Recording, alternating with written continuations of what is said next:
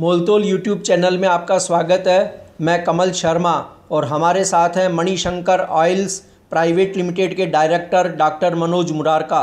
मोलतोल इंडिया ने मुरारका से सरसों के एमएसपी से नीचे बिकने, आगामी प्राइस आउटलुक और सरसों तेल इंडस्ट्री पर आयातित खाद्य तेलों के पड़ रहे असर को लेकर बातचीत की। मनोज जी, इस साल बम्पर पैदावार का वर्ष बताया जा रहा है सरसों के लिए जी। सरसों की पैदावार आपके अपने अनुमान के अनुसार कितनी होगी और कैरी फॉरवर्ड की स्थिति क्या रही?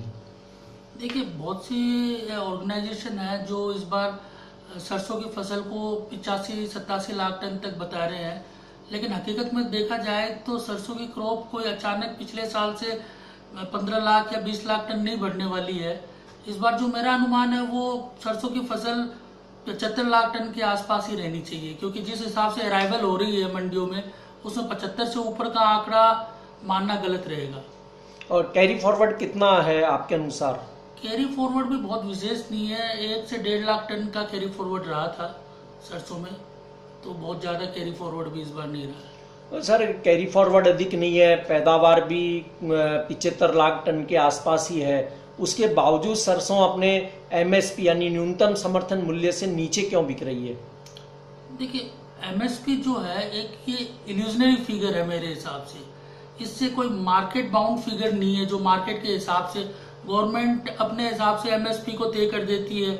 हालांकि ये बात सही है कि एमएसपी किसानों की जो लागत है उसके अनुपात में बहुत सही है, परंतु गवर्नमेंट अपने आप में डबल पॉलिसी रहती है। एक तरफ तो वो एमएसपी उनकी लागत, किसानों की लागत के हिसाब से तय कर देती है, और दूसरी तरफ वो आयात को बहुत बड़ा बढ़ावा दे रही है। तो जैसे आयात है, आयात में आज पामोलिन है या सोयाबीन है, वो अगर इतने सस्ते में आयात होंगे तो मार्केट में सरसों को लड़ने में काफी दिक्कत होती है। इस कारणवश कभी भी एमएसपी के हिसाब से सरसों नहीं बिकती है।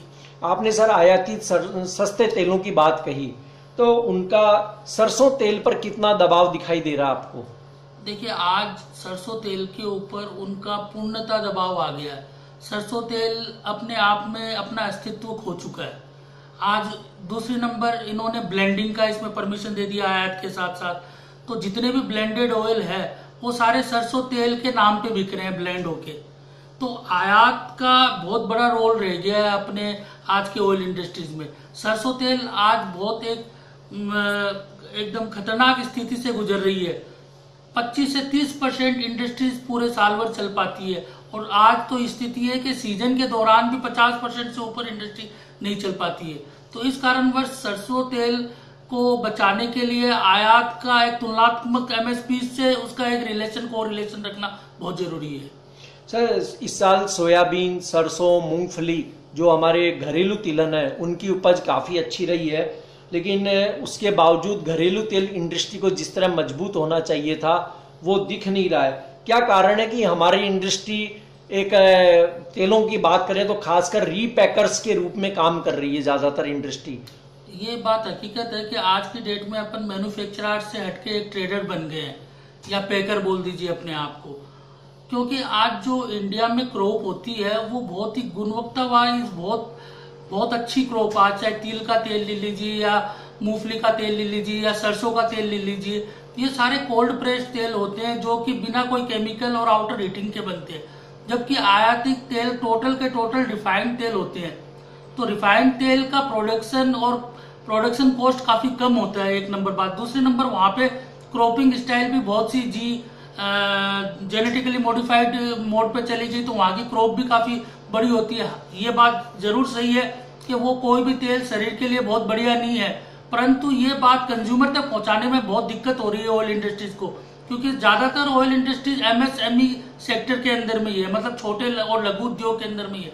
तो ये बात वो नहीं पहुंचा पा रहे, इस कारणवश वो अपने आप को कॉम्पीट नहीं कर पा रहे, जबकि उनका तेल सेहत के लिए बहुत बेहतरीन है। ये बहुत सी रिसर्च ने प्रमाण दिया है। आज की डेट में तो अभी यूएस एफडीए ने भी ये कहा है कि सरसों तेल बेहतरीन तेलों में से एक तेल है। जी, हम बात करें कि जैसे सरकार ने पिछले समय प्रयास किए और दलहन को हम आत्मनिर्भर हो चुके हैं, अब दलहन हमें इंपोर्ट करने की वो आवश्यकता नहीं है कि जितनी हमें पहले करनी पड़ती थी। लेकिन तिलहन के मामले में अगर हम बात करें तो आज भी हम खाने के तेलों को आयात करने पर ही निर्भर है। अगर हम तेलों को आयात नहीं करें तो शायद हम अपनी डिमांड को कभी पूरा नहीं कर पाएंगे। तो क्या प्रयास होने चाहिए कि तिलहन में भारत आत्मनिर्भर हो सके? देखिए साहब, आज की डेट में अपन करीब करीब 70% तिलहन के रूप में या तेल के रूप में आयाती तेलों पर निर्भर हो गए थे। हमेशा ये सिचुएशन नहीं थी। 1996 में भारत सेल्फ सफिशिएंट था तिलहन के मामले में। इसमें गवर्नमेंट और कंज्यूमर और बड़े बड़े एमएनसी, इन तीनों का बहुत बड़ा रोल रहा है। गवर्नमेंट ने एक तरफ आयात को खुली छूट दे दी तो एमएनसी ने, बड़ी बड़ी कंपनियों ने हस्तक्षेप करके ज्यादा तेल बेचने के चक्कर में तो सस्ते तेल इंपोर्ट करने लग गए। इस कारणवश पूरा का पूरा जो सेल्फ सफिशिएंट था, 100% अपन जो सेल्फ सफिशिएंट थे, उसके बजाय आज अपन सिर्फ 30% ही अपना रिक्वायरमेंट का तेल बना पा रहे हैं।